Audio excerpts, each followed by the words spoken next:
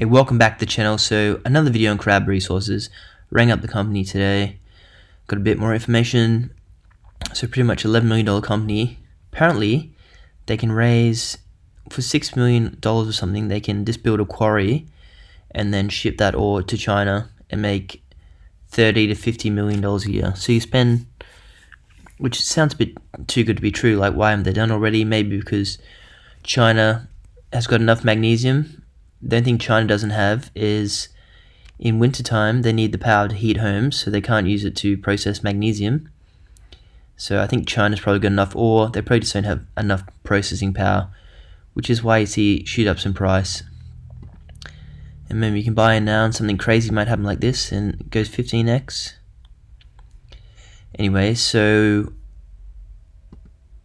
back to it. Pretty much they get magnesium. You add 5% magnesium to aluminium to get a strong material, and China wants to invest more into it because it's going to make the cars lighter, and therefore they'll go further, like an electric vehicle go further on the same charge, etc. So pretty much China controls the market. So pretty good numbers from these guys. I think this study was at a price of 10,000, it's now at 8,000, so not as good, but still pretty good. Things to know or research is their project seems to be the best. In terms of location, they're an hour from Darwin, and there's stuff all around them, so they don't have to spend much. He said it's a critical mineral, magnesium, so the government will give them a loan for half the project, and the other half of the project, the 400 million they have to raise, will come from the people in China who want to buy it. So they'll put in money, etc., like that. So, and also another thing I learned is these guys don't like to dilute the company. Some of the directors chuck their own money in there to not dilute the company at low prices. And then he even said, like, once the price gets good, they'll raise money on a good price, so they know what they're doing. They're not stupid, as you would expect. So pretty much just got to wait for that magnesium. Or we'll go back to this chart. Have a little spike here. It's pretty much now, it's decent here, but if it got to 1 cent or 2 cent again, I'd probably put a bit of money on there because it's just so low and wouldn't go much lower. And it just makes sense that we might need this magnesium. Also another thing, this MPV, they're going to update it because instead of using grid, a big cost in making the magnesium metal, is the power and the stuff that goes into it. So they're doing another study with solar power, so that might reduce their electrical costs, meaning they'll make more money. And also they're doing something else to make the magnesium. They need ferrosilicon, which apparently comes from China, and they need aluminium scrap or something. They're doing a study so they don't have to use that and potentially lower their OPEX even more, hence they'll make more money. So yeah, not far from Darwin. One of the best lithium projects about to come online is around here somewhere, and they got such good numbers because they only have to get it to here and it goes to China. Same with these guys, really good location compared to any competitor. Just get it to there, send it to China, and they've got millions of people in China, 25 million in Australia, and China's got some crazy amount that just dwarfs Australia. Yeah, so they can just dig it up, send it to China with the ore. As the guy was saying, it costs $6 million to build the quarry, but because later on they're going to build the plant, they need to be sure, do a design to put the plant somewhere so they know when they do the quarry that it's not going to interrupt that in the future. So this seemed a bit too good to be true, and as I said before, because China probably doesn't need this stuff, it just needs more power to process it, etc. Anyway, pretty low, $10 million. So say magnesium goes up to a decent price and we're in a shortfall, which they're predicting because China wants to go from 5 kilos in a car to 45 kilos in a car. And it just sort of makes sense that to get it lighter, it makes sense that China subsidize it because they need to, like, people just keep using steel and drive around heavy cars if they have to get their money out of their own pockets. So China says, okay, we'll pay for the magnesium. Just go to magnesium, please, because we'll give you some tax back. I don't know. That's just my opinion. Stupid may it be. So read into them more. You can ring them up. It's just pretty easy to understand. You want to buy probably now before any news comes out or any spike in the magnesium price.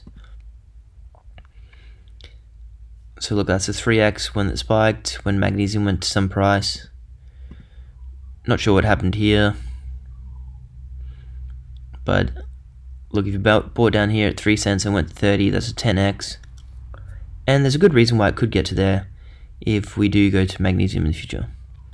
Other things to know, like, do we really need magnesium? Like, this company I bought was going into prawns, but do we really need to eat prawns? Like, there's plenty of chicken there.